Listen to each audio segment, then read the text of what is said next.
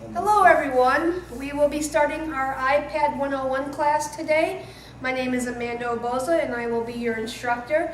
And this class will be covering the very basics of the iPad. No matter what generation iPad you have, the very first one or the latest, greatest mini, we will be covering it and going over some of the things you can do with it. Also some of the settings and everything you need to know to start using this to get your business started. So what we're going to do is we're going to start off with the physical body of the iPad. So I have it out of the case, but I usually keep it in a case, and we're just going to go over some of the most important parts. First and foremost is the power button.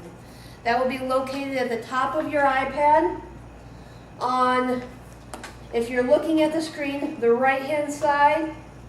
It's a long rectangular button that will turn your iPad on and off.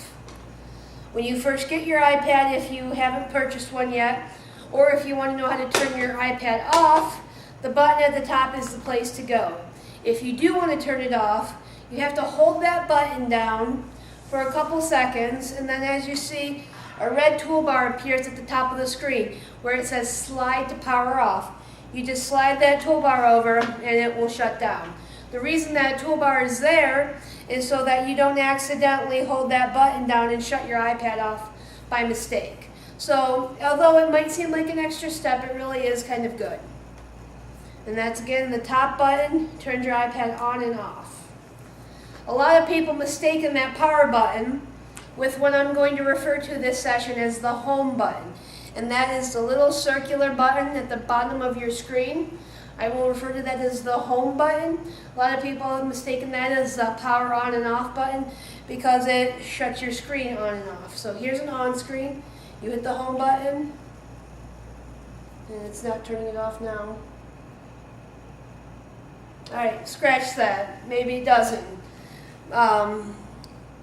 But if your screen is blank, if you hit that button, it will wake your iPad up. So a lot of people think that's the power button, so where if their screen's black, they think it's off, they hit that button, it's turned on, when really it's just asleep. It's the equivalent of your computer going on screensaver mode.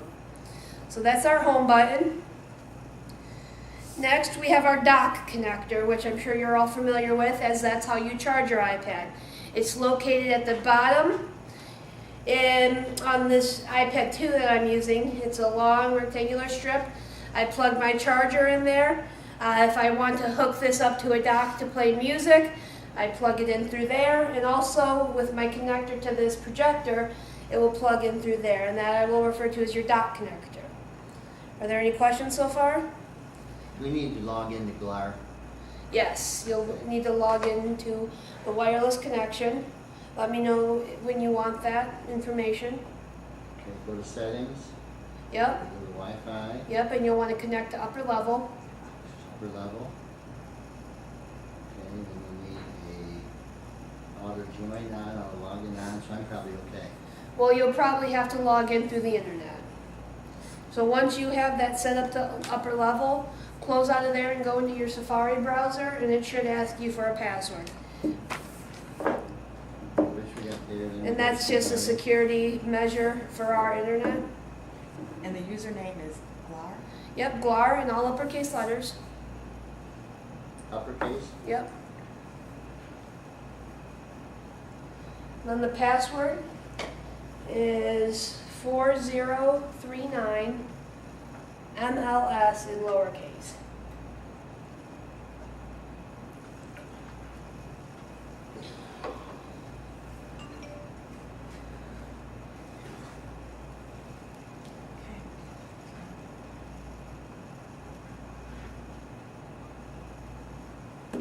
You all set, John? I think we got it. Continue. All right. Yep. Awesome. So you will be needing that once we get into some internet features and so forth. Moving on to the rest of the physical counterparts of the iPad, there's the volume control. As you may or may not know, this iPad is capable of doing video and audio. So sometimes you want to control that audio, right? I know I've been busted a lot of times with my music playing out of nowhere and having to hurry up and turn the volume down on the physical portion of the iPad versus the control on the screen where you can turn it down. Your volume, if you're looking at the screen, will be on the right-hand side. It's the super long rectangular bar, and as you can feel, it kind of curves in the middle, and that's how you distinguish between volume up and volume down. So if you're looking at your screen, if you want to turn your volume up, you hit that volume button up.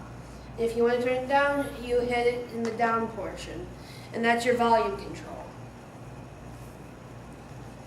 Next, there's the headphone jack. So while you're listening to music or watching movies or videos, you can always plug in headphones to have your privacy. So it's really nice if you're on a plane or with a larger group of people. And the headphone jack is going to be located along the top of your iPad if you're looking at the screen, to the left, so the opposite side of the power bar.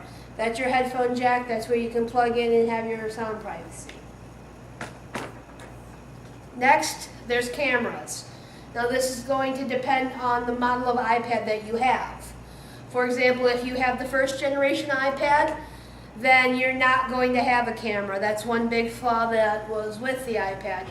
However, if you have anything from a 2 up, you should have both front and rear facing cameras.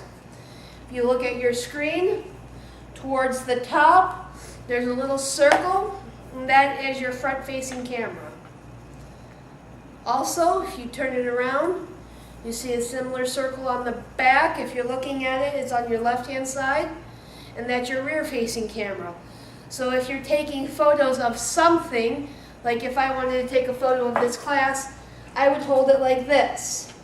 Now if I were using my front-facing camera, if I hold it like this, I'd be taking a picture of myself because that camera is located on the front. So front, rear-facing camera is very nice, because if you're going to be using this to do web conferencing through Skype or FaceTime, you're going to want to use this front-facing camera so that you can see the screen at the same time that the camera is capturing you. Now with the rear-facing camera, it's a lot easier to take photos that way, because when you're pointing it like this, you can see the image on your screen and know what you're taking a photo of. So front and rear-facing cameras, essential, and they are on iPad 2 and up. So if you are in the market and you still want to buy an iPad, do not buy that iPod or iPad 1 first generation that has been used for a few years, because it's not going to be worth it, because you're missing out on your camera function. Are there any questions about the camera? Once we dig more into the features of the actual software of the iPad, we'll get into the camera more, but just physically speaking, there's your front and rear facing cameras. Next, there's the microphone, and this one might be a little hard to see. So moving back up to the top of your iPad, where your power button and your headphone jack is, if you look in the middle, there should be a very tiny little slit just above where your front facing camera is located. If you see that slit, raise your hand. Okay, good. That slit is actually your microphone. I know it's hard to believe something so tiny is a microphone, but it is, and it actually captures very good sound. I Skype all the time with this iPad with my family, and they never complained about any kind of audio quality issues. It's a very good microphone, but beware, if you are using this for Skype or FaceTime, try not to cover your microphone or your front-facing camera by holding it like this, because that is where that is located. Also, if you're ever Skyping and you rub your hand like this, that might create some bad feedback for whoever you are talking to, because that's your microphone, and you know if you have a traditional microphone, if you rub the top of it, you get that really unpleasant noise for your ears. Next, we have our side switch, which is located near your volume on the right-hand side of the screen. It's a little button that can go up or down, and it's above the volume. Now that has a couple of different uses. It all depends on how you have it set up. For example, mine, I have it set to be a screen lock, but I believe that it's defaulted to your volume. So if you have it set at your default with volume, what that means is you have your volume set at one level. If you lock that button so that it appears orange, then your volume will not shift if this gets hit up or down. And that's useful because this button is pretty easy to hit. So if you're listening to some music and you accidentally hit it, or you're watching a movie, it might turn your volume all the way down. But if it's locked, no matter how many times this gets hit, it won't change your volume. So that's if you have it set to volume. Like I said, I have it set to screen lock. I'll show you. If you have your iPad, you can see that if you're holding it this way, you see it this way, or portrait style. However, if you turn it, the image shifts to this way, or landscape, so that you can view it however you're holding it. I have that locked so that if I lock this side switch bar, no matter how I turn it, it's going to stay how I want it. If I want to keep it at landscape, but hold it like this, it will stay landscape. Some people say, why on earth would you keep it like that? The whole point of having the picture moving is so that it turns when you turn the iPad. I personally like it because I like to read on this iPad. I like to read books on this, and I like to lay in bed and read books. And when I'm laying in bed, on my pillow, I hold the iPad like this, but I like it to stay portrait style instead of turning landscape, because then I can't read it because the image looks like this when I'm laying like this, and it's weird. So I like to hold it one way and keep it that way despite how I physically turn it. Some people get motion sickness by their iPad constantly switching whatever way they turn this. So they lock it and it won't turn when they turn this, therefore no more motion sickness, no more nausea pills. So that's your side switch. And we can get into the software of the iPad. Is everyone ready to do that? All right, I'm going to hit the lights and connect this to the projector and we'll get going.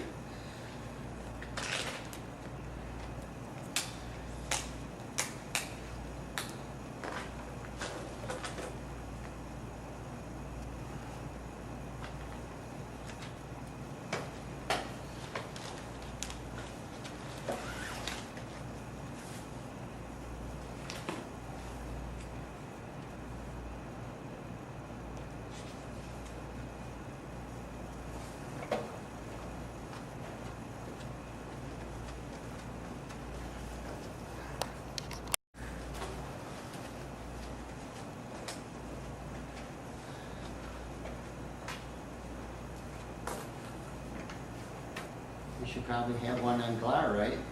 What's An app that? on GLAR? A GLAR app? Like you have. Oh, I'll explain that a little more. Okay.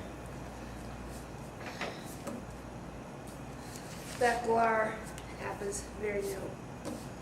It's not an app, it's just a folder I have. Okay. But I'll get into explain that a little more.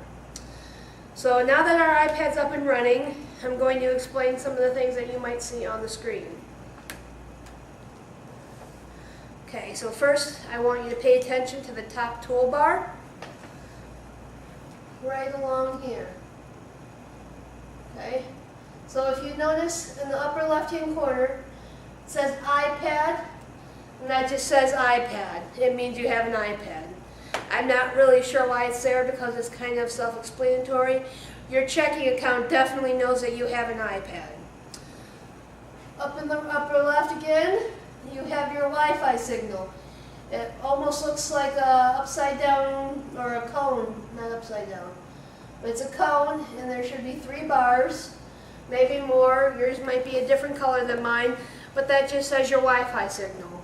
On mine, on the left, it shows the signal strength, because I'm wireless, and it says Verizon, so it doesn't say iPad. Yep.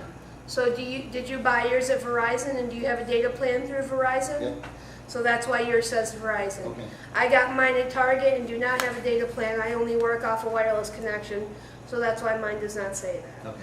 Does yours also just say iPad? It does, yes. Okay, yep. So it might depend on where you get yours. I've seen a lot of them say Verizon.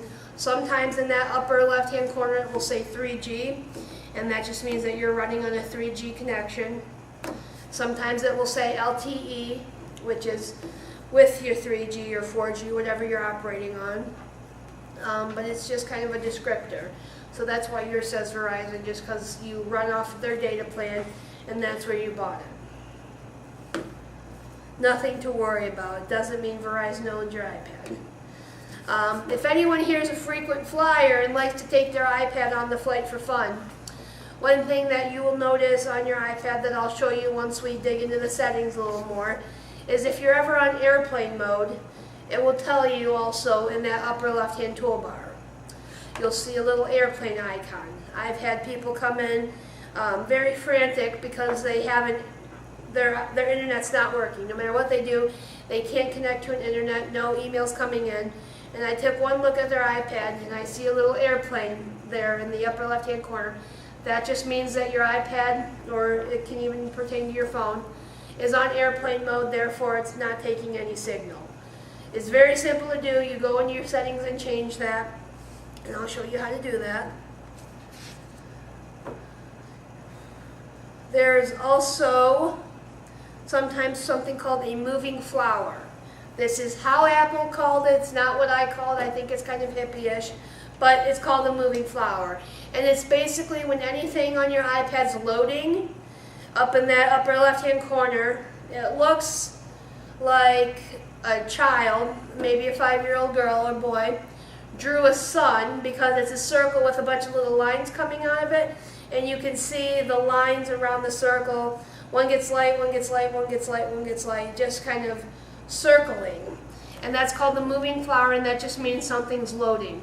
So if you ever open something, a website or a PDF, or you're downloading something and it's not quite moving fast enough, if you look in the upper left-hand corner and see the moving flower, you'll know that it is in fact thinking and working and getting there. It's just taking a minute to do so. So it's similar to the hourglass that you'll see on PCs or the spinning wheel of death that you will see on a Macintosh.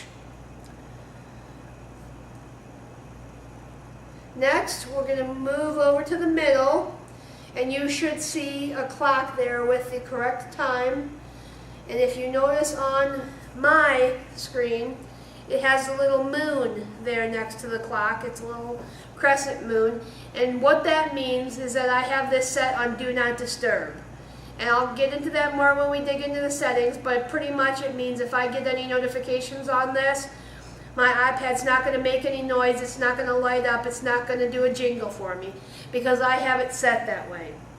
A lot of people think that Apple products aren't customizable, and I'll agree in saying that they're not as customizable as Android products, and I am a little biased because I have my Android phone, but you can do a lot to customize this experience to you.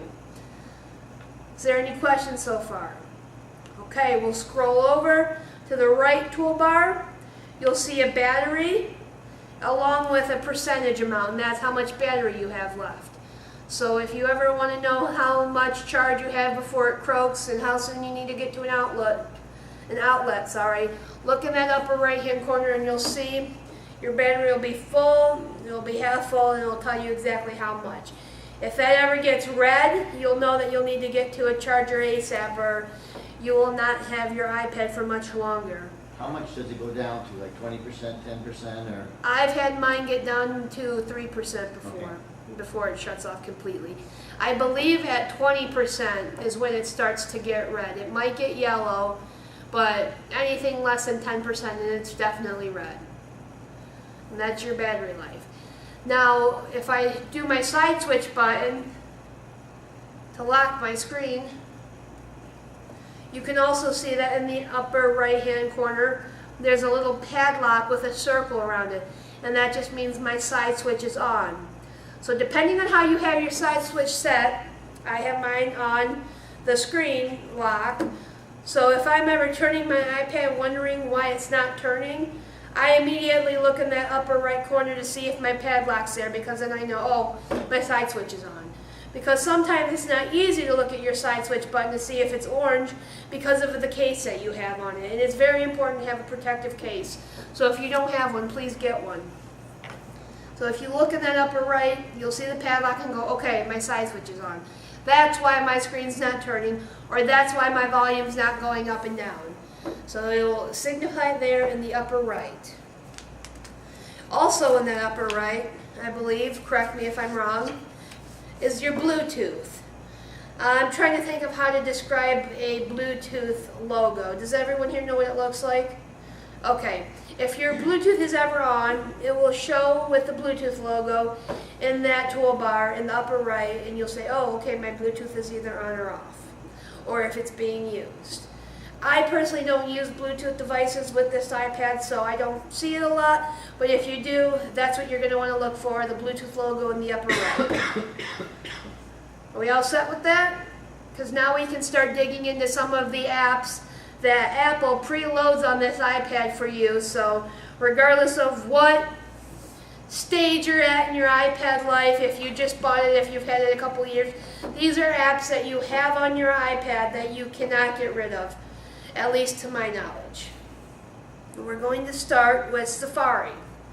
Safari should be located, unless you've changed it, in the very bottom row, right here. It's on the far left, and it has a compass on it, and it says Safari. What that is that's your internet browser. Safari is the Apple internet browser, and is what comes preloaded on your phone. I love Google Chrome, but I just use Safari on my iPad because it doesn't really bother me. If you don't like Safari, you can check out other internet browsers like Google Chrome. I'm not sure if Mozilla Firefox has an iPad app. I would be willing to bet my life that Internet Explorer does not have an iPad app. There's also some other browsers. I'm not sure if Opera is on there. But Safari or Chrome are probably the two best, in my opinion. So if you want to check either of those out, if you're fine with Safari, then cool, don't worry about it. Any questions about Safari? Nope, it's there. Okay, well, we're going to open it up here and take a brief little peek at it. I have my Google Calendar set to open with my Safari. But some of the things about Safari, you see your back button there in the upper right, your back and forward, just like on any internet browser. Mine came up to PayPal when I hit Safari. Okay, so that might be the last page that you had open, or that might be what you have set to be your default web page. Okay. That's one thing about Safari. If you open it, it's going to leave off on the very last thing you had open. And you could very well have 10 pages open on there because you have to close a page. Hitting our home button to return to the home screen like that isn't going to close what you were on Safari. So if you see I open it back up, there's the last page I left off on. I personally like this, and I think it's really convenient because I use my Google Calendar on here a lot, so I like it being open all the time. But yes, that's definitely one important thing to note about Safari, is that it will open to the last page you were on unless you've closed it. Working back to the back and forward button, next to that you see it looks like a little open book sitting there. If you tap on that, you'll see those are your bookmarks. So if you have a list of favorite sites you like to visit, you're going to want to bookmark it so that you can hit that book and scroll through all of your bookmarks and able to determine, oh, I go here a lot, I want to go to this page now. Instead of typing it in, I'm going to go to my bookmarks, find it, click on it, and boom, I'm there. Now what did I do? I'm still on PayPal. How do I get out of PayPal? If you want to close PayPal, do you see a little X right below the back button? Right below the back button. Look in your upper left-hand part of the screen. Yeah, I know, I see it. It says Add Track. Do you have a bunch of tabs along the top of your screen? Yep. Okay, so that means that you have more than one page open. Okay. Do you see the tab that says PayPal? Okay, now I say PayPal. Oh. Do you see there's an X on that tab? No, I went to another page now. I'm just getting ahead. Okay, PayPal. It says locked. And there's an X, right? Hit that X and it'll close it. Okay. Good? And you can do that with any web page that you're on. I'll show you how to do that in just a moment. You have your bookmarks. Now, one important thing I want to note to you. Next to the bookmarks, you should see a box with an arrow on it. Do you all see that? It's a very important button on any app that you're going to experience on this iPad. If you tap that, you'll get a little menu that looks like this box that popped up on my screen. Here in the upper left.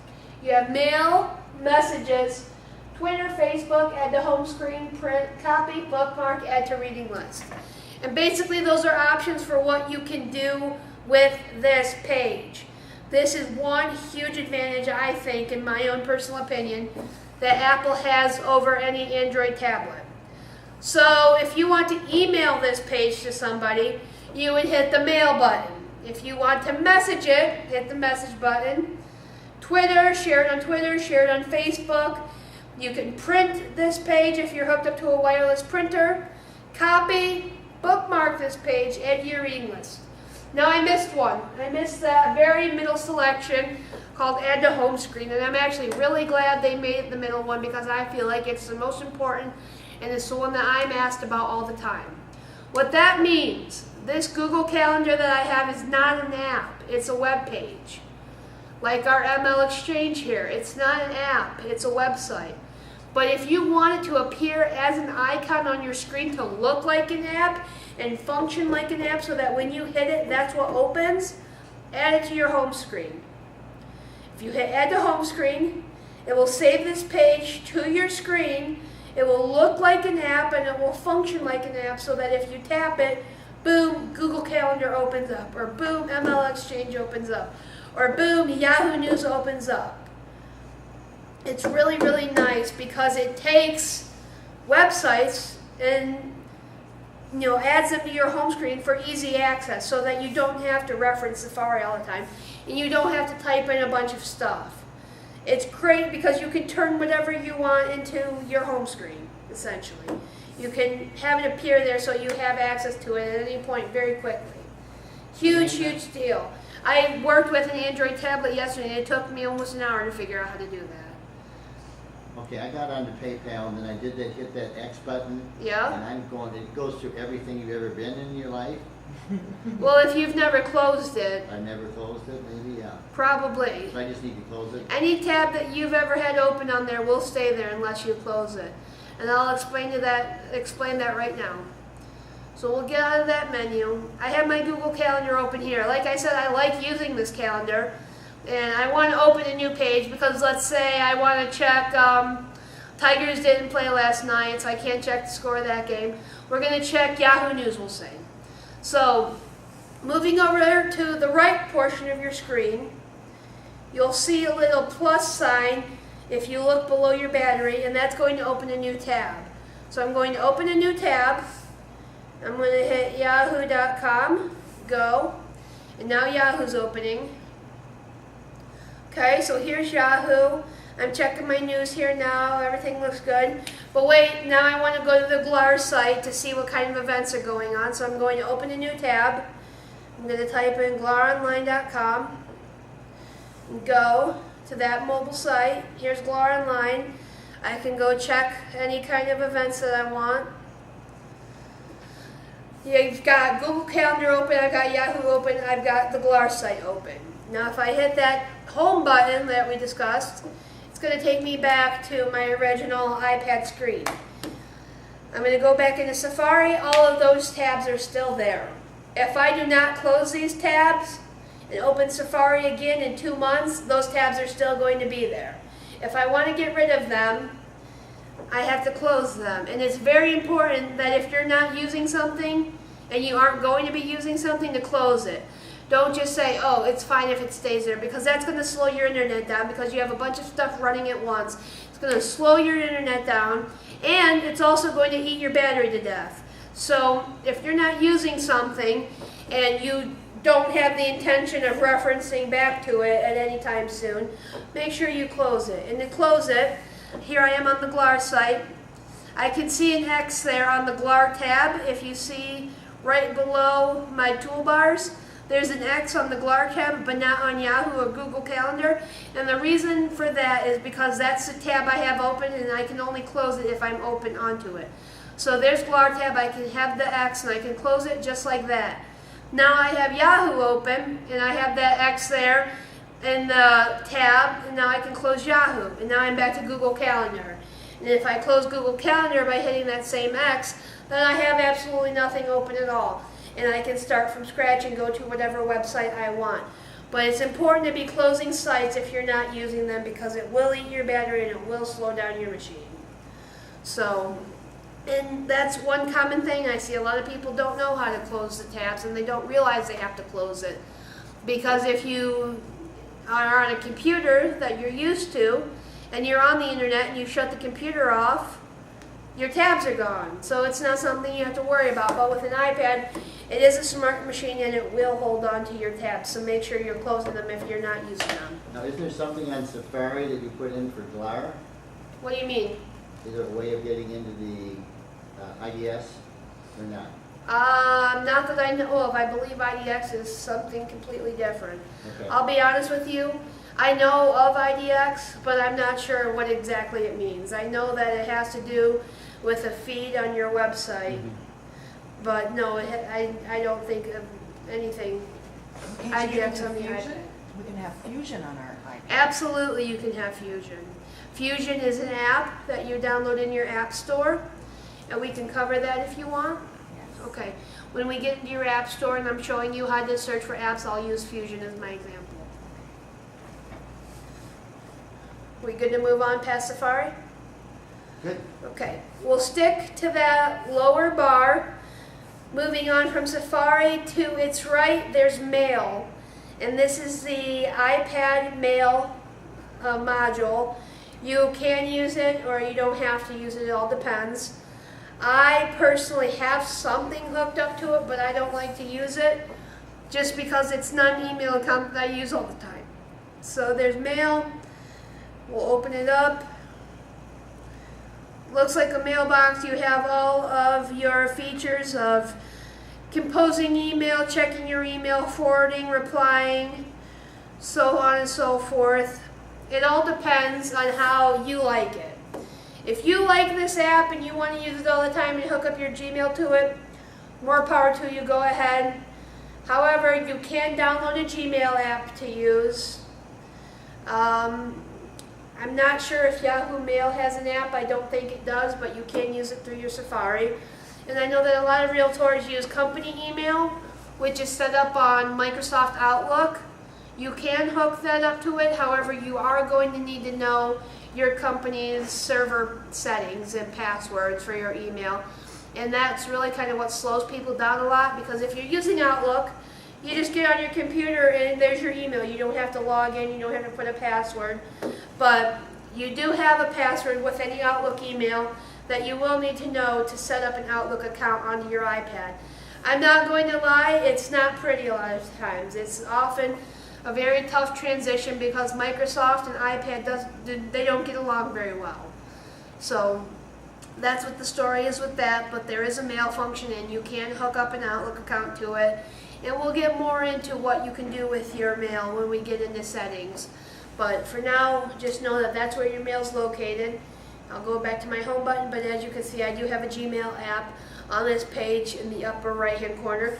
And I'll be honest, I don't really use that either because most of my email I do on my phone anyway, not through this tablet.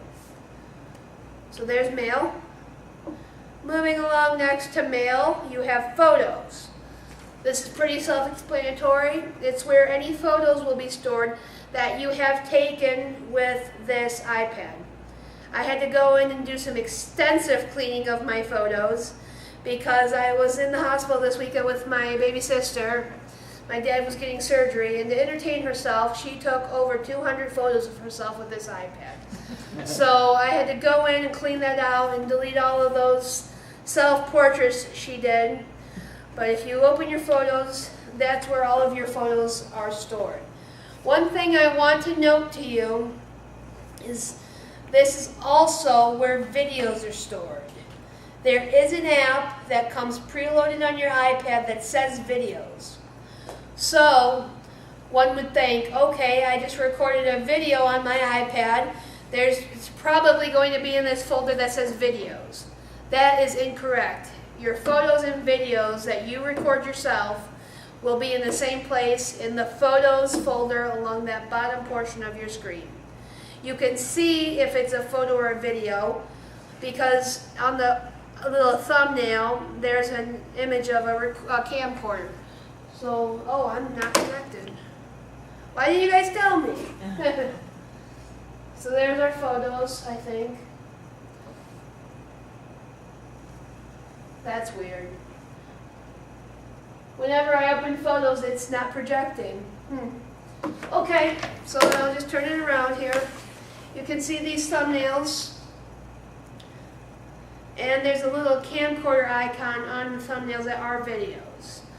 We do videos here at GLAR. We do a App of the Week video that I do every week in your Time Out newsletter, and there's also a member benefit of the week. Those videos are shot and recorded on this iPad. I don't know if you've ever seen any. If you haven't, I won't hold it against you and I won't call you out. But we do those videos here on this iPad. So if you have seen those videos, that's a testament to the quality of the video and the sound of these iPads. Shoot and edit. Right here on this, it takes me maybe 10 minutes. If I were to use that camera to do the same thing, it would take me over an hour just because that camera's kind of old. My computer editing software is kind of old, and the process of getting video from that camera onto the computer and then edited it onto YouTube, it's really kind of a painstaking process. I much prefer it on the iPad. Not only is it a lot easier on me, but it looks better. So if you ever want to do videos for whatever reason, a virtual tour of a house, or Christmas 2013, try it on your iPad. See what you think. See if you like it. And then you can, from here, easily put it onto YouTube and have it saved there forever. Will it make us look younger? Can we hit a button? Well, I think it makes me look older, but that's just me. I think mirrors make me look older, so. Okay. But no, you might be able to, depending on what editing software you have, might be able to brush it up a little bit, maybe add a 6-pack, depending. Okay. But with my iMovie, I don't believe that's possible. So there's photos. Sticking to that button roll, we'll move along. There's a nice orange icon called music. Who here uses iTunes for music? Okay. If you do, all of your iTunes music that is stored on your Apple ID will be there.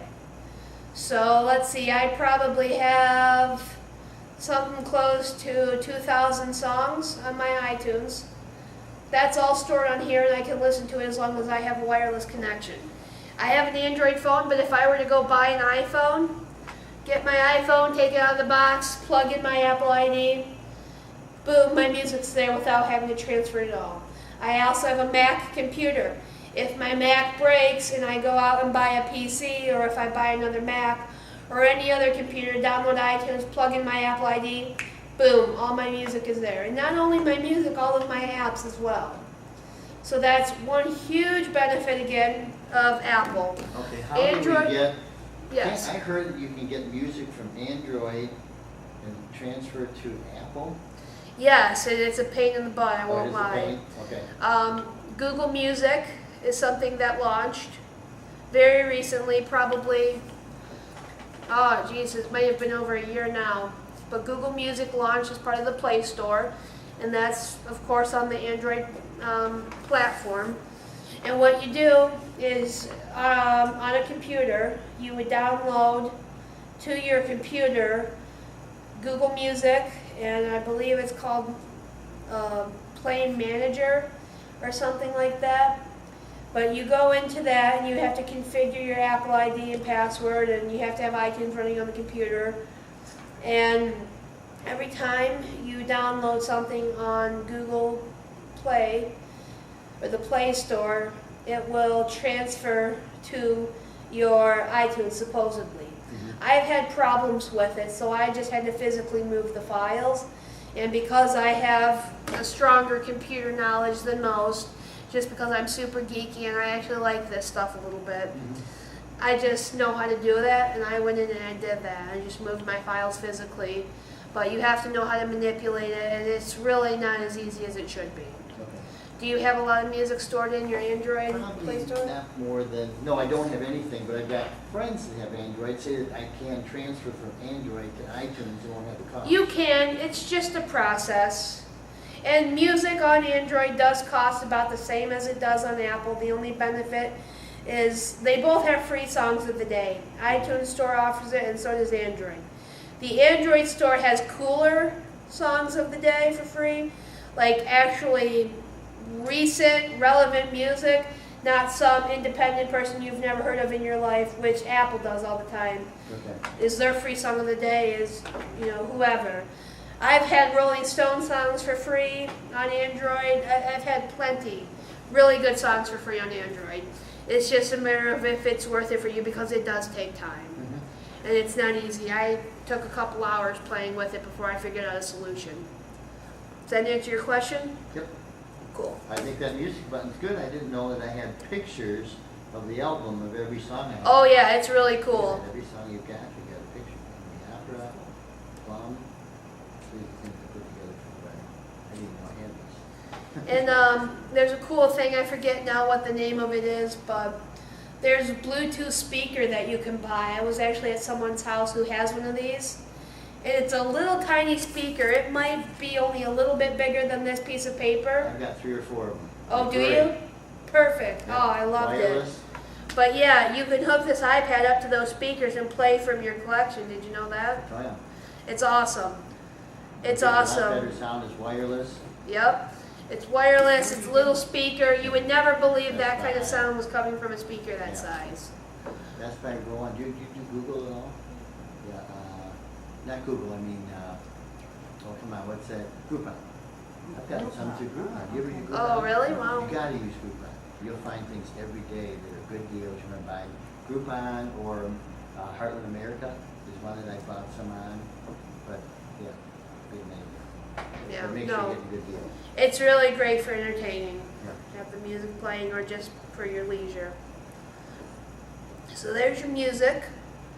We will move along next to messages, as I discussed earlier.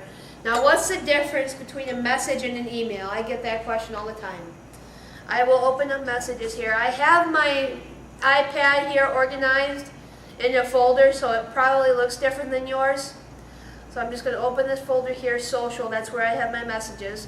And you'll see that green icon with a little conversation bubble. Okay, that is messages. We're going to open that up. Okay. We're going to get out of there. So there's messages, and that is a texting client, so to speak. That's really the best way to put it. It's Apple's texting. The drawback of this, however, is you can only message with other people who have Apple products. So you can only message an iPad or an iPhone or a MacBook. You can't message your friend that has an iPhone, or I'm sorry, an Android phone, or your friend who has a dumb phone, so to speak, or whatever. It's only through Apple. This is great for Apple fanatics who only hang out with other Apple people because it saves them money on text messaging. I don't know how much you pay a month for text messaging, but I know that that portion of my bill is not a pretty one. I think that my phone bill could come down a lot if I didn't have a lot of things on it, but texting being one of them. This saves you money on texting because it's a free service through Apple. Now, granted, you have to be on a Wi-Fi connection if you have an iPad. Or if you have an iPhone, you can do it right through your phone because your phone constantly has an internet connection. But it's just a texting client, and you can send text to other Apple people, and it won't be charged on your Sprint or your Verizon or your AT&T bill. So it's a really nice feature. It's pretty new. It's only been out maybe in the last year or two. But that's messages. I personally only can use it when I'm talking to my sister because I don't know very many people that I talk to on a regular basis that has iPhones, believe it or not. Most of my friends have Android phones. So that's messages. Use it how you want, but there you go. Messages is pretty cool, but I unfortunately can't use it. Next, we have calendar. Actually, we're not going to jump around that much. I'm going to just go into FaceTime. So FaceTime, if you look over to the very first one in this row under social, it has a little camcorder on it and it says FaceTime. Who here has ever used FaceTime? Okay. Who here has ever used Skype? Okay. So I personally prefer Skype over FaceTime. And that's just a personal preference. I find that Skype works a lot better on all of my devices than FaceTime does. That's just what I like. But FaceTime is cool because if you have an iPhone, you can FaceTime with someone else who has an iPhone a lot easier than you can Skype.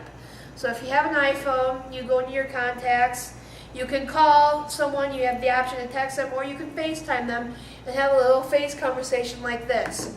10 years ago, this is how people saw the future, is phones with cameras on them, and you could see people while you're talking to them. And that's what FaceTime does. You can do this with your phone, you can do this with your iPad, or you can do this with a Mac computer. Again, FaceTime is a product specific to Apple. You can't FaceTime on an Android or a PC. That's what Skype's for. But FaceTime's an Apple product. I personally don't care for it, but if you do, more power to you. Keep on FaceTiming, but it's not for me. That's up to you to decide whether you like it or not. Get my screen back here. Do you just need the phone number or you need the email address as well for FaceTime? It depends. Usually, like if you're FaceTiming with somebody on an iPhone, a phone number will be fine. But if you're trying to FaceTime with someone with a Mac or an iPad, Macs and iPads don't have phone numbers, so the Apple ID that they use, which is usually an email address, will be fine. So like if someone wanted to FaceTime with me, they would use my email address, which is my Apple ID. And that's how they would get in touch with me. However, if I had an iPhone, then I would just go into their contact where you keep their phone number and hit FaceTime and then FaceTimes. Does that make sense? Yes. Okay. Move along here to calendar. Like I said, I use Google Calendar, but Apple comes preloaded with a calendar. If you look on your icon, it should have a big black number 8. If you're looking at the screen, it's the first row, middle option, Wednesday 8 calendar. I do not care for this calendar. You guys are probably thinking, why does she even have an iPad or iPad? She doesn't like any of the products, but I don't like iCal. That's what it is. It's weird that I don't like iCal because I have a Mac and I use iCal, but I don't like iCal. I prefer Google Calendar, and I've been using Google Calendar, and it's not a fun thing to try to transfer a Google Calendar onto iCal. In fact, I haven't been able to do it. It's not pretty. So we'll open up iCal here. Now here it lays out the day for me. It's reminding me that I'm in class right now, so that's good. But here's the breakdown of my day. It's nice for really busy people who are going to be using this often. So if you haven't ever used a Google Calendar, you have an iPad, you have an iPhone, and maybe you have a Mac and you want to look at a calendar solution, I would definitely recommend checking out iCal just because it's going to be synced on all of your platforms. So if you have your iPhone, iCal will be the same as when you're looking at it on your iPad. I personally prefer Google Calendar, but that's because I work off of an an Android phone, and I use Google Calendar on my computer all the time. On my PC, I can't get iCal, and I use PC at work all the time, and that's most of the time I'm on a computer. So that's one reason why iCal does not appeal to me. Not saying it's a bad product, it just does not work for me. You'll find that in your days too. Something might work for you that might not work for me, and vice versa. So when people call me and say, tell me the best calendar to use, I'm torn because there's a best calendar for every person depending on their needs and wants. But since this is an iPad 101 class, we will be covering iCal now. So here's iCal. It's breaking down the schedule for my day today. However, I have a dentist appointment this week and I forgot what day it is. So I want to switch to a weekly view and not a daily view. So if you look up at top, right below your clock, there's day, there's week, month, year, and list. So you can hit week, and now my week's broken down, so I can see that I have a dentist appointment at 8 o'clock on Friday. I can also see that Courtney won't be here on Friday, and that there's a home warranty lunch and learn tomorrow. So it breaks down my week, and I can see everything that I have going on. So if someone calls and wants to set up an appointment with me, I can say, oh, I won't be here Friday, but it looks like I'm free at 1 o'clock on Thursday. So I can use this to make appointments or whatever. And I can also view it by month, so I can see how my month is looking. So, okay, that's right, I have this to do on the 22nd. I see that here. Or I have this staff meeting on Tuesday the 28th. It breaks down my month. and it's all organized. If you can tell, each item is a different color, and it spans throughout the week. So like a conference next week, Washington DC mid-year, it spans throughout the whole week, whereas other things are just a day-long event. So it really organizes it visually for me, maybe in a way that might be better than Google. It depends on you again and how you like it. But also with iCal is you can set reminders when you create events. So we're just going to create a mock event. I'm clicking here on the 11th, and I'm going to add an event. And to do that, I have this I flipped back to the 10th. If you see, I flip the screen by doing a finger motion like this, and it will flip my page over. So that's pretty cool. But if I want to add an event, say this Sunday, May 12th, it's Mother's Day, right? So let's add that on here. The little plus sign in the lower right-hand portion of my screen, do you see that? I'm going to hit that. I'm going to type in Mother's Day. Okay, we're going to put location, Mom's house. It's kind of self-explanatory, but maybe not. Start Sunday, 10 a.m., ends at 11 a.m. Time zone is Detroit. Repeat, never. Let's see if we want to put that every year. I don't know if Mother's Day changes every year or not, or if it's always the 12th. I think it is. So I can put every year, so that every year I don't have to add that in. It just is automatically there. So you can do that for someone's birthday. You can do that for an anniversary, whatever the case may be, and you can hit done. Scroll down a little bit more, and you can hit invitees. So you can add people who might be in your contact list to invite them to this event. And you can hit done. And then there's also alert. So you can say alert me at the time of the event. That might not be the brightest thing in the world because that might make you a little late. 5 minutes before, 15 minutes before, 30 minutes before, an hour before, 2 hours before, a day before, 2 days before. It's all dependent on how you work. I personally would probably want 2 hours before, just because that's how I am. I really don't like knowing about things a couple days in advance, just because it annoys me. I usually have a pretty good sense of what's going on until the day of, then I might forget the time. But that's how I work. But you can have a variety of events or different alert timings to choose from. There's also calendar, so if I have multiple calendars set up to this, so I have timeout at GLARonline.com and I have exec support at GLARonline.com and I have GLAR calendar, I can choose which calendar I want that to go on.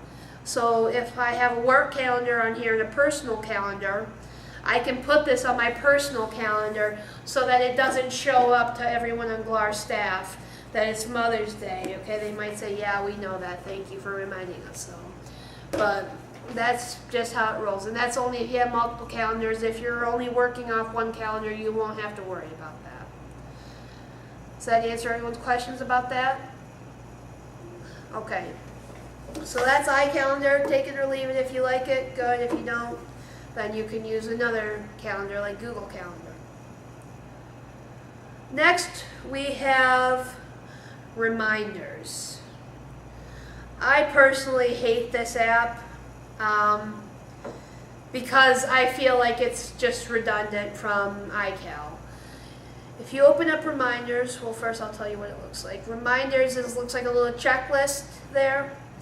I know a lot of people might use this for grocery lists or to-do lists or any kind of lists they might want to make, or remind me about my son's birthday next week, or remind me about my dentist appointment, remind me this, and you can set these reminders and it will alert you. I don't like that because I feel like that's the exact same thing as iCal, and with the lists I prefer using Evernote, but that's just me. If you like reminders, this app, go for it, use it, make the most out of your iPad experience. However, I prefer Evernote because I can access Evernote on my computer, and this I cannot. So that's my liking for it. You know, whether or not you use it, totally up to you, but if you like it, use it, and I won't judge you. You see there, create a new list in the left-hand column. So we'll put shopping list. And now you can add to that list. So eggs, tap, next. Hit return to go out to the next line. If you spell incorrectly, it will correct you, so that's pretty nice. Let's see how good it is. So boom, there's your shopping list when you're going through the grocery store. It's really nice if you have an iPhone, because I've never seen anyone shopping with an iPad before, but there's a first time for everything. So, but it's nice if you have an iPhone, because then you can just reference your iPhone and go on and go, oh yeah, that's right, I forgot about milk. You know, my kids will be pretty mad if they can't have their cereal in the morning. And you can get your milk. I prefer Evernote again because I can use it on my computer, I can use it on my phone, I can use it on my iPad. It's versatile on all platforms. This is just an Apple product, so it only works on Apple devices. So that's probably my main prejudice against it. So there's my shopping list, and we'll back out of here, and we'll move on to notes, which, again, it's kind of redundant. So, did I get disconnected? There we go. So here's notes. It looks like a legal notepad, and you can make notes or lists or whatever you want to use it for. So I made this note of the GLAR wireless information so that I could have it up on the screen when I was doing classes. Of course, I failed at doing that today, go figure. But there's just one note I have. I could add a shopping list here. I could add a Christmas list. I could add whatever list I want. But again, I don't use this because I prefer Evernote for the same reasons as I mentioned before. I can use Evernote on everything. Notes I cannot because this is specific to Apple products. So there's notes. It's very similar to reminders. You can add a new note there, fresh new note, type away, whatever you need to do. Any questions on that or any clarification needed? Okay. So there's notes. Maps is something we'll also cover. When Apple upgraded to their operating system 6, they also revamped their maps.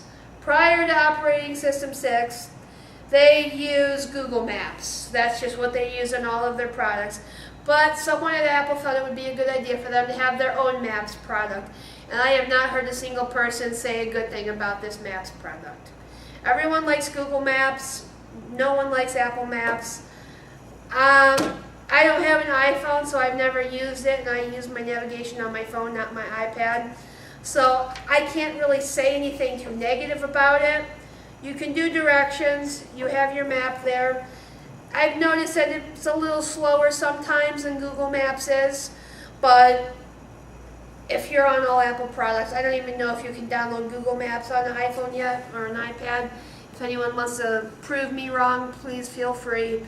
But it is what it is. It should get you from point A to point B, but I've heard people say it doesn't.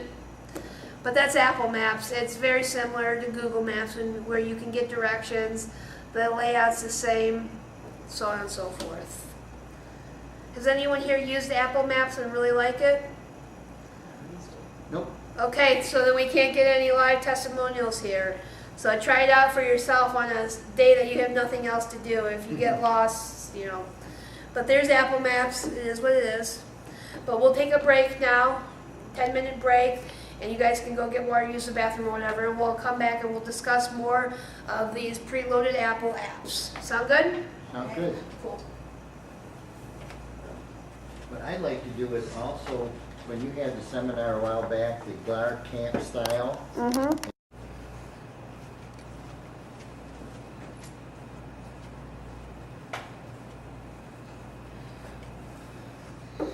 Alrighty, welcome back. Let's get going here. YouTube is also something that did come preloaded on the iPad when I made this outline. But it no longer does, to the best of my knowledge, because YouTube's a Google product, so of course Apple doesn't want to promote that. But you can buy or download the app still in the App Store for free. If you like watching videos, it's useful to have. I like it, doesn't mean you'll like it, and that's okay. Now that video icon that we discussed earlier, let's see if I can find it here. Nope, not there. Okay, there we go. Okay, so if you look at the second row, the second over from the left, videos, it looks like one of those movie shutter things. Videos. Now this is if you purchase movies or videos in iTunes. So if you want to go buy the new James Bond movie and watch it on your iPad, you'll find it in videos. It'll probably be in your music icon too. I've never bought a movie from iTunes, so I don't know from experience, but that's what that video section is for. It's not for videos that you've filmed on this. Please note that. Another app that comes preloaded on your iPad is Contacts, and you'll see that as the first one in the second row. With Contacts, you have everyone in your contact book listed. I don't have very many people in here at all because I don't use my iPad for that. All of my contacts are stored in my phone. If you ever make the transition from Android to iPhone or iPhone to Android, please note that it's not going to be easy. It's probably going to be really difficult. I've done transitions like this and I've never been able to find an exact clear-cut answer on how to transfer contacts. It's really difficult because, again, Apple and Google do not play nice together. There is a way to do it, but it's way beyond what I can do. So please be warned of that. That's why I only have a couple of contacts here in my contact book, because all of my contacts are in my Android phone and not on my Apple iPad, because I mainly use this for apps, not really for communication. However, it is nice if you're working on an all Apple platform because it syncs together very beautifully. Next, just an honorable mention is the Game Center. It's not on the screen right now, but it's just a place for all of the scores on your games to be stored. I don't ever care to use Game Center. There are games on my iPad, but I don't use Game Center. If you have kids that use your iPad, they're probably being Game Center more often than you. iTunes we've discussed. You go into iTunes, you can purchase music, you can purchase movies, music videos, books through iTunes, and that comes preloaded. Also, now this is an important one, your App Store. People confuse iTunes and the App Store all the time. However, on your iPad and on your iPhone, they will be different. Anytime you want to download an app for your iPad or iPhone, you want to go into the App Store. If you look on the screen now, it's the third row, third over from the left, App Store. And we'll open that up and it automatically opens to updates. So these are all apps that I need updated. The one that I have open, Videolicious, is actually updating currently. If you look along the bottom row, you see Featured, Top Charts, Genius, Purchased, and Updates. We're going to go into Featured because that's where you'll want to go to purchase or download apps. So here's a free music downloader and streamer. I'm not too sure why that's open. I was not looking at that. So maybe it's a new promotion that they're running in the App Store. But here's the front page. It has all of these kinds of suggestions on things that you might want to download based on what you've already downloaded, based on what you're looking at online. We're going to, as I promised earlier, use Fusion as an example. So here in the App Store, if I want to search and download an app like Fusion, I'm going to look in the upper right-hand corner and there's a toolbar there. Mine currently says Rolling Stone because I was looking for the Rolling Stone magazine app. What I'm going to do is I'm going to hit X on that so that it erases Rolling Stone, and now I can search for whatever I want. To look for Fusion, what you're going to want to do is you're going to want to type in Core Logic, which is the company that makes Fusion, Fusion. So I selected that, and now I see the Fusion app, Fusion Experience. I'm going to hit Open. If you do not have Fusion, you're going to see something that says Download. So you would hit download, and then you might have to hit install, and it's going to ask you for your Apple password. It should have your ID already preloaded in there, but anytime that you're downloading an app and you have not downloaded an app in a while, it's going to ask you for your password for security precautions. This can be very annoying to some people, including myself. However, keep in mind this is for your own safety. I have seen apps in the App Store for well over $100. You want that password to be entered if an app like that is about to be purchased on your credit card, right? Yeah, I've heard of a lot of people who have their kids using their iPad to keep them busy, and they go into the App Store because God knows a 3-year-old can do more on this than I probably can. Goes into the App Store, finds this cool game and downloads it, and all of a sudden you have a $30 charge on your card for this game. It happens. That's why the password's there, to protect you against any unauthorized purchases. Okay? So when you start to get annoyed by that, keep that in mind. And that is your App Store. So we want Michigan as our, Correct. Yep. And it'll ask you for which board you're on and whatever, and it'll ask you for your ID and password, which is the same as ML Exchange. And that's Fusion. Back in the App Store, you'll see in the search button, there's the row along the bottom I talked about before. Top charts just tells you what the top downloaded apps are. You have paid and unpaid or free. And then there's also top grossing apps, so what everyone likes. And you also have Genius. What Genius is it's a smart module, so to speak, that will tell you exactly what you should be downloading based on what you have already downloaded and your interests. To me, this isn't looking too smart for me because it's recommending I download something called Guitar Tuner, which if this thing was really a genius and knew me, it would know that I'm completely tone deaf and I wouldn't be able to play guitar, whether it was tuned or not tuned or whatever. It is recommending Fast Camera, which is a camera app, which it probably can tell because I have movie editing software on here and I also use it often. So that's one reason why it might tell me that. There's a bunch of other games on here that it's trying to sell me. Some of it's free and some of it is not free, so I have to be aware of that. And it will say based on this, based on this. So it'll tell me I'm recommending you this app based on this download that you have. So it kind of gives me a little bit of, information on why they would think I would ever want to tune a guitar. Apparently it's because I have Pandora Radio downloaded on here. So whether or not that's legit, who knows, but you do have the option of saying not interested if you would like. And that is the main gist of your App Store. Next, there's Newsstand. I don't know who here likes to read. I personally like to read. I love reading news. I have a background in journalism, so it's one of my favorite things. So here's your Newsstand. You look at it, it looks really cool. It kind of looks like something you would see in a library. I only have one magazine on there currently, but every time you download a magazine in the App Store, it will show up on here as a different icon, and it will look like a full newsstand that you would see in a library. So I have Rolling Stone here. I can open that, read through the magazine. You can also get Better Homes and Gardens. Really anything you like to read, just search on there and see if it's there, because maybe it is and you can add it to your newsstand then. So that is the newsstand that will come preloaded on your iPad. And I believe we are almost at the bottom of our list there. Yep, we're almost to the bottom of our list with apps that come preloaded. There's Photo Booth, of course, which is just a silly photography app that, again, kids are probably going to be more likely to play with than any. It'll turn your head all weird. If you look, I have a mirror image, thermal camera, really kind of silly, fun stuff. That's what my sister knocked herself out with this weekend. So that's Photo Booth.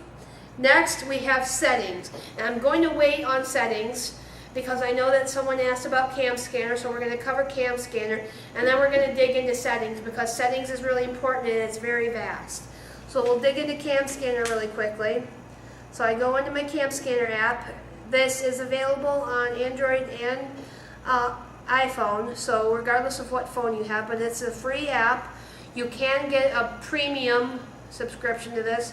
It's $5. I know realtors who use it and love it, but they're heavy users of this app. So, okay. There's my adorable little baby sister. So you can get a picture of the girl who is taking photos of herself. And I'm showing you this for a reason, not because I like to brag. She just turned 13 last year, and it was a big deal for me because we're very close. And I can remember her being this small and me having to feed her and change her diapers, and it was just really emotional for me for whatever reason. It's probably because I'm older now. But what I did was I took her baby photo, and I took another photo of her when she was younger, and a current photo, all physical photographs that I had in my house that I hold in my hand. And I wanted to turn it into a collage because I have a collage building app on this iPad. But you can't hook an iPad up to a scanner, so I thought, how am I ever going to get these photos on here to look good? I can take a picture of a picture, but that's going to look like crap. So I used Cam Scanner, and I scanned all of her photos that I had, and I built a collage using that. This isn't the best quality photo just because the photograph I have wasn't the best quality. So that one might be a little bit better. But basically I used these images of her and I plugged it into a collage and I did it for her. I'm going to do a little live demonstration here in class using Cam Scanner of my outline here. So I have Cam Scanner open. What I'm going to do is on the bottom row you can kind of see a little camera. It's on top of a folder. I'm going to hit that, and now I have my camera mode open here. I'm going to put my grid on so that I can get a better view of what I'm scanning. And I'm going to hit the camera button at the bottom. It just took a photo of my piece of paper. It's got smart edges around it so that I can see the edges of the paper. I can expand them if I want. I'm going to hit the check mark.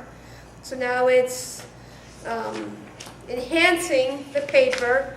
It looks really light, so what I'm going to do is I'm going to darken it a little and hit original, and I'm going to hit check, and it's a saved image. So now that document is scanned. I have heard that if you pay the $5 for the premium one, the images are better.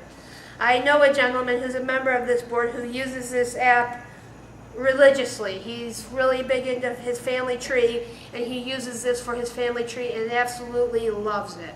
And this isn't a gentleman who is,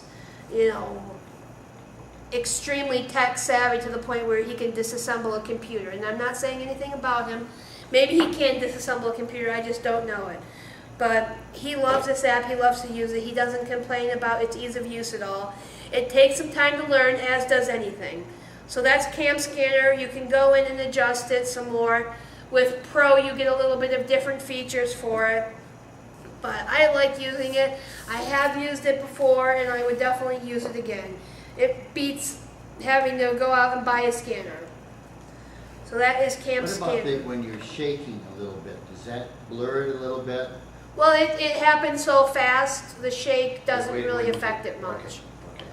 What's going to be main factors is your lighting. So you're going to want to make sure you have good lighting, and you're going to want to make sure that you're centered over it, meaning you're capturing every part of the image that you want. If you're a little bit shaky, it shouldn't affect it because it's less than a second that it takes. Okay.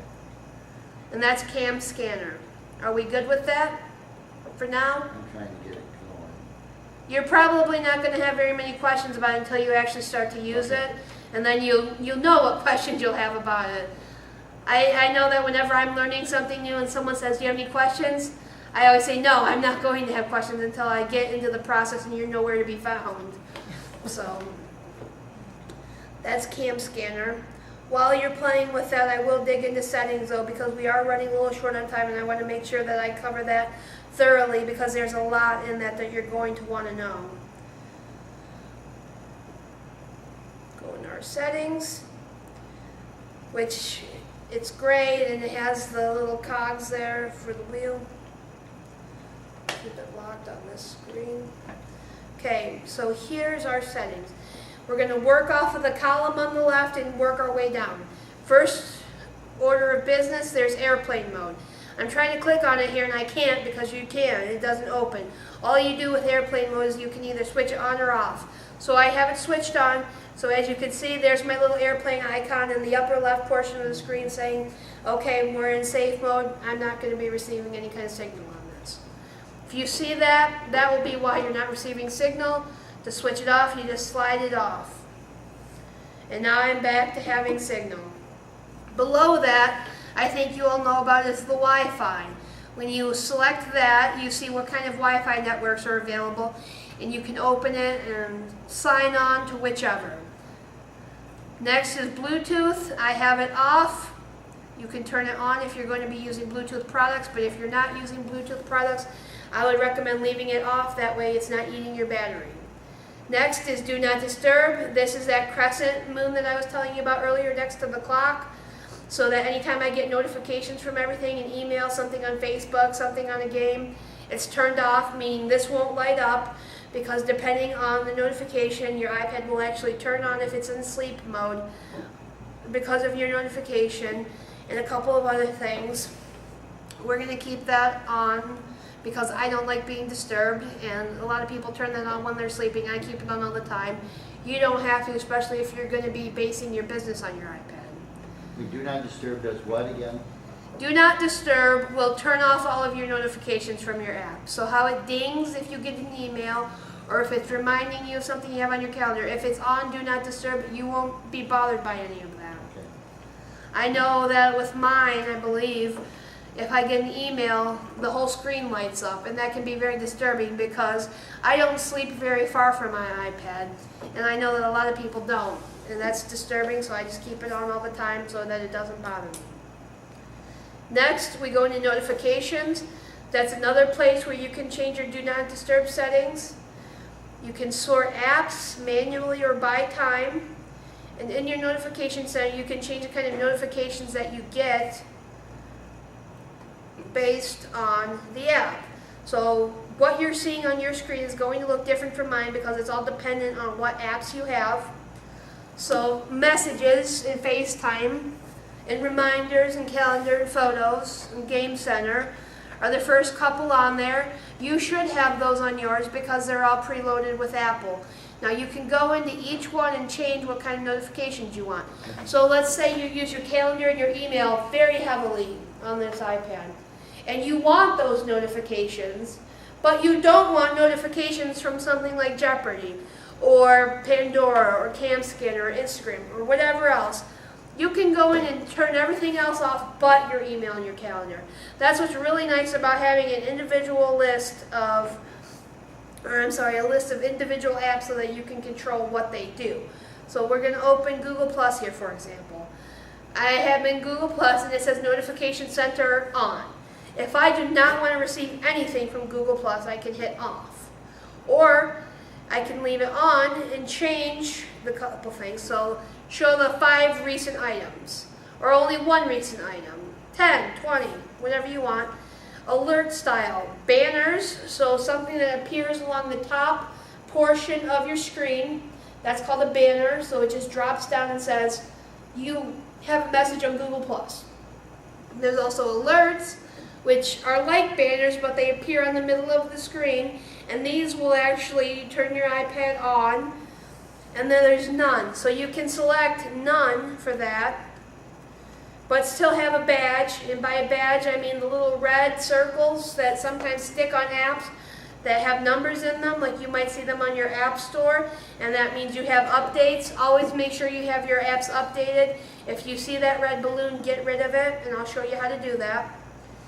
So you can have badge app icon turned on or off, what I was just saying. You can also have sounds turned on or off, and you can have view in lock screen. So that means, again, if your iPad's off, do you want this banner or this alert to appear on your screen? I'm just going to turn all of Google Plus off because I don't really care to use it, and I don't want it bothering me. There's also Facebook that I have adjusted so that I only see banners, no sounds, no badges. And you can do that for each individual app. I can't tell you which ones to do what for. It's all dependent on you and your experience. If you want everything shut off, like I do, go for it. If you want everything shut on, like I don't have, turned on, then do that.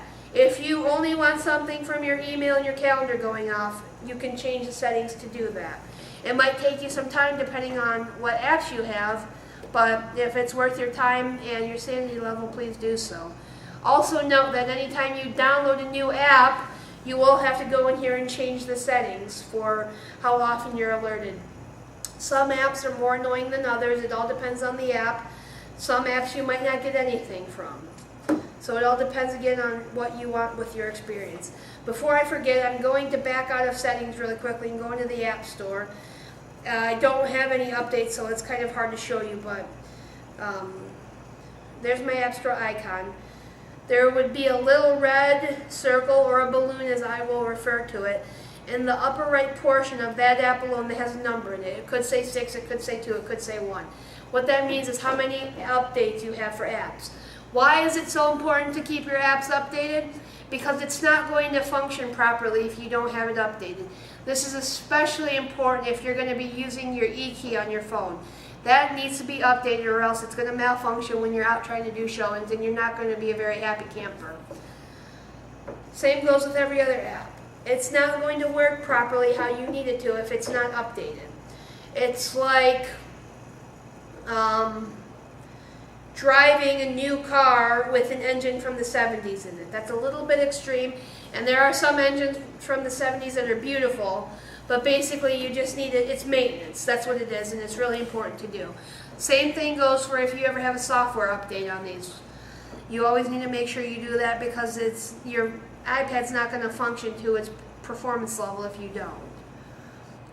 So go into your App Store, you have this update page, and if you look in the upper left corner, you see a button that says Update All. You just tap that and they'll all update. It's as easy as that. It doesn't take a lot of time. It takes 1 second to go in there and tap it and get back out and do whatever you were doing.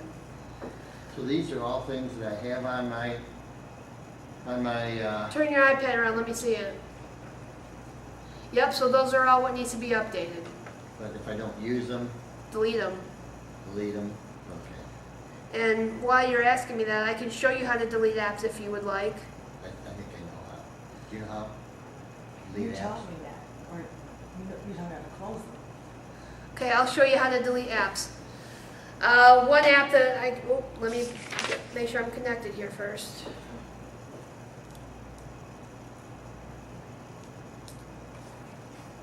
There we go. So to delete app, we're just going to use Tweetcaster, Twitter app, as an example. I'm going to hold my finger on top of that just for a few seconds, and then you're going to see that they all start to do this. I call them dancing. They all start to dance and jiggle around, and they have X's on them.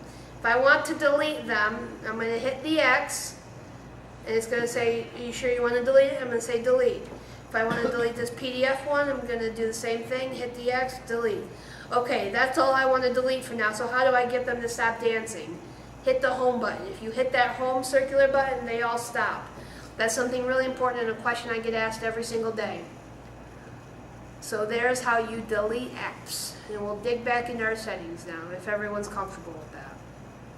Okay. Moving on from notifications down our list, general. This is probably the most important setting we're going to want to pay attention to. Like I said, if you have software updates on your iPad, make sure you're doing them.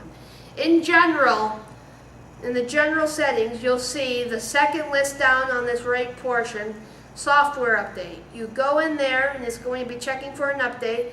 Your software is up to date, so good, we're good to go. If you're not up to date, it will tell you and you say install. That's all you have to do and it will go through the process of installing. Above software update, there's about. So you can see the name of the iPad, how many songs you have downloaded physically onto this iPad. So that's just how much I've bought in iTunes from this iPad, not how much I have in my iTunes library. There's videos that I have on here recorded, photos, applications or apps, capacity and available. So I have a 15 gig iPad and it's telling me I'm using 13.8 gigabytes and I have 4.7 available. That math isn't adding up to me, but whatever. There's version, so that's just my software version, 6.13. That's the latest version. If you see anything different than that, you're probably going to need a software update. Model, serial number, Wi-Fi address, Bluetooth, whatever, fine. that's probably not something you're ever going to use. However, I would recommend writing that serial number down somewhere, say, besides this iPad, because you may need it for Apple at some point. If your iPad ever breaks, if it gets lost or stolen, whichever. Where's it have, oh, the serial number on the back, okay. Yep. Then there's advertising, diagnostics and usage, legal. So the diagnostics and usage, it's just Apple asking for this iPad to send a report to them about how you're using this and if it's crashing and what they can do about it. I have it to automatically send. You certainly don't have to. You can select don't send. I personally have it to send just because when my apps crash, I want them to know about it so that they can fix it. So that's why I have it sent. I'm not really worried about anyone encroaching on my privacy. However, if that is a concern of yours, you can choose to say don't send and it won't send. But be aware that if your stuff's crashing, no one's going to know about it. Did I disconnect myself? There you go. Sorry. There you go. Okay. So that's your diagnostics and usage. Advertising, limit ad tracking. I have it turned off. I could probably turn that on because I find a lot of times that if I'm daydreaming and researching vacations in Hawaii, I'll start to see all kinds of ads popping up for Hawaii, and it's like, oh my God, how are they reading my mind? But they're not reading my mind, they're reading my internet history. And you can turn that on or off. I just put it on, it was actually off. So you can also do the same thing if you want them to be limited on how much of your internet usage they're monitoring. So there's that. Legal is probably going to be something more than you or I can understand. So legal notices, license, warranty. I have no interest in reading through all of that, but if you're a law buff and you like that kind of stuff, have at it. You find it in general settings. Next, sound. It's a place for you to adjust your volume. Certainly do not go in to do your volume like this every time. I'm not sure why it's even there. But you have a volume button on your physical iPad for a reason. It's not really something I got, but whatever. You can also change your ringtones in here. So ringtone, text tone, new mail, every time you get a tweet, a Facebook post, you can change the sound it makes. So for example, if you want a sound to tell you when your email's coming in, but the particular sound's really annoying, you can change it and pick another sound on there. You can have lock sounds, so just shut sounds off all the time. I have that turned off because I do like to listen to music on here. Now keyboard clicks I also have turned off. You notice on your keyboard every time you hit a button it makes a little clicky noise. Some people like that because it makes them feel like they're working on a physical keyboard. I hate it, so I have it turned off, and you can do the same right here through your sound section. There's brightness and wallpaper. You can change the brightness of your iPad and also the wallpapers. So one thing I've seen a lot of agents who are using their iPad for business do is this first icon here on the left of the wave. That's your lock screen. So basically when your iPad's off or on sleep mode, when you hit that button to wake it up, that's the image you'll see. I've seen a lot of agents changing that to their company logo, so that when it comes on it's their logo or whatever. You can change it to be whatever you want. You can have it be your kid's face, your grandkid's face, whatever you want. And then also the wallpaper. So the wallpaper is referring to this image on the back. It's silver. I actually just changed it this morning to better suit this class, but it has little bubbles all over it. That's the wallpaper. Again, you can change that to your company logo. You can change it to your face, your kid's face. You can change it to a sunrise in Hawaii, whatever you want. You have the power to do so. So don't think that you're stuck with the same boring blah background that you have on your iPad now or what I have up on the screen. Not saying anyone's background is boring, just making a guess here. You can change the brightness. I got a question. Yes. I've taken a lot of pictures on my phone, but they don't download or, share with the iPad. You have the iPhone, right? I have the iPhone. Okay, you should have it synced through Apple, through iCloud.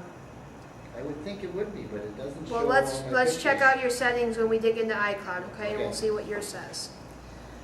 So for brightness here, you can change your brightness to make it either really dim, You might not be able to see, yep, it doesn't reflect that way on the screen. But I'm seeing on this screen a very dim iPad, and then if I switch it over, a very bright iPad. You can change that. I would recommend keeping it as dim as you can stand it. And the reason why I say that is because the brighter it is, the more battery it's going to eat. So if you have it more dim, it's going to go through less battery.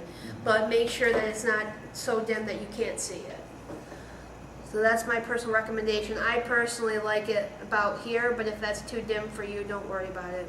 Make it brighter. So there's your brightness. Next we have picture frame. Basically what this does is it turns your iPad into a picture frame using all of the pictures that you have stored on here. So whether it's a good thing or a bad thing, because a lot of times you have a variety of photos on your iPad, so you might not want to use all. You can limit it to albums. So if you do a lot of open houses, one thing you can do is have a slideshow playing on your iPad of homes that you have listed or whatever. And that's one way to market yourself, but again, it's all about how you function. If during open houses you're on your iPad so that doesn't work, that's okay too. But that you do have that option of doing so. Next is privacy. You can turn your location services on or off, and you can change that for every single app on here. I have most of them on. I have a couple of them turned off. I'm typically not very concerned about privacy, but with Facebook I have it turned off, and with my camera I have it turned off. The reason being, if I have it turned on with my camera, if I take a picture of myself, it will say where I'm at. So if I take a photo of myself here, it'll say in Lansing, Michigan. Or if I'm at my dad's, it'll say in Dearborn, Michigan. And it'll say it right there on the photo, and I don't like that. And on Facebook, if I go on Facebook and I update my status and say, teaching an iPad class right now, it'll say in Lansing, Michigan, and I don't like that either, because I don't like people knowing where I am every second of the day. Especially if I'm somewhere I'm not supposed to be, you know.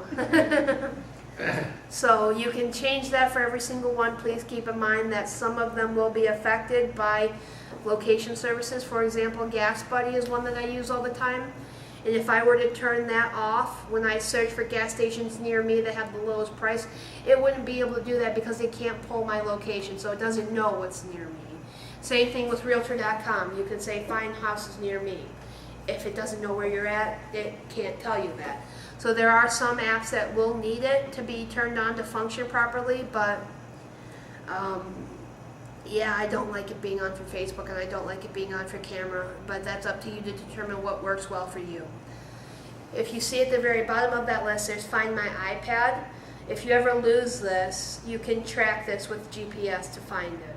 I've heard stories of law enforcement agencies being able to track down an iPad so close to the corner of the room that it was in with this service. So make sure that's turned on so that you can find it if you ever lose it or it gets stolen. Next, we're moving into iCloud. So this is where you're going to want to look, John. Mm-hmm. Do you see where it says photo stream? Yeah. Do you have that turned on? It's turned on. Okay. So then it should, is it turned on both of your devices, on your phone and your iPad?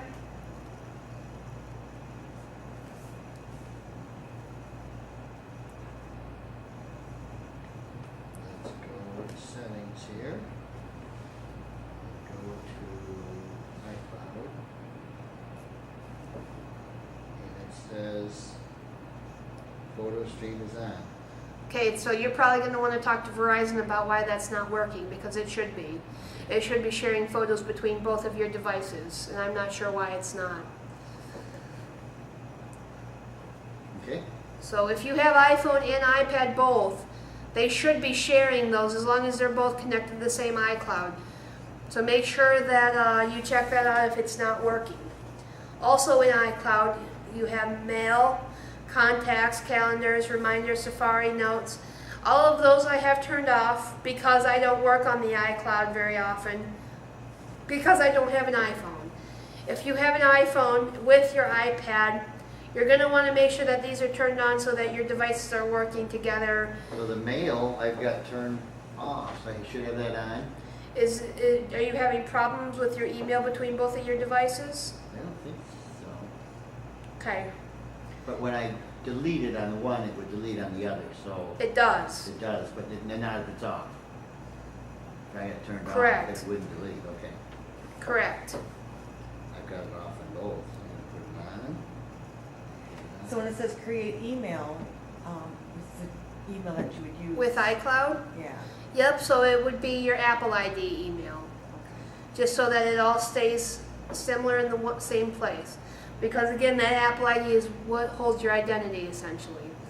Because this device doesn't. If this device breaks or gets stolen, you still have everything of yours on your Apple ID, stored in the iCloud. So it's important that you check all those features and make sure that they are all turned on. Next, there's mail, contacts, and calendars.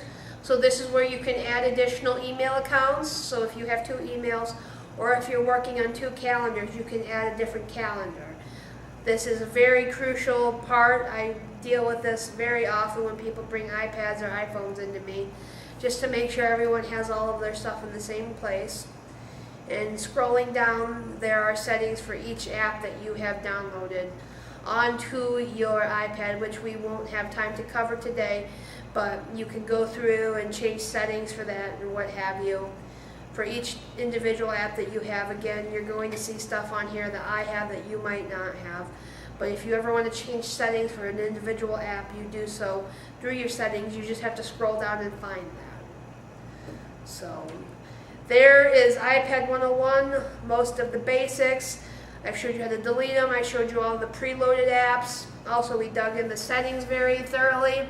And if you have any questions about this, please feel free to ask me. I'm here for your use. Make an appointment. Come see me during my open hours. But I'm here to be used. So as trashy as that sounds, but use me. I like to think I know a lot, and I like to help people. So I got a question. yes. Can you help me with Google Profile? Google Pro.